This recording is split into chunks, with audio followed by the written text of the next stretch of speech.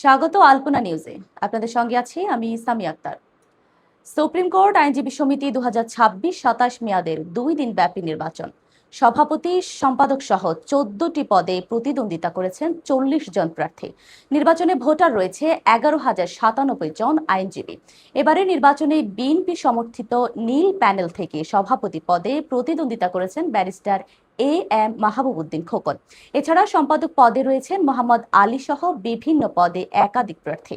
অন্যদিকে জামায়াত ইসলামী সমর্থিত সবুজ প্যানেল থেকে সভাপতি পদে প্রতিদ্বন্দ্বিতা করেছেন আব্দুল বাতেন। এছাড়া সম্পাদক পদে এম রেজাউল করিম খন্দকার সহ বিভিন্ন পদে প্রতিদ্বন্দ্বিতা করেছেন তাদের মনোনীত প্রার্থীরা।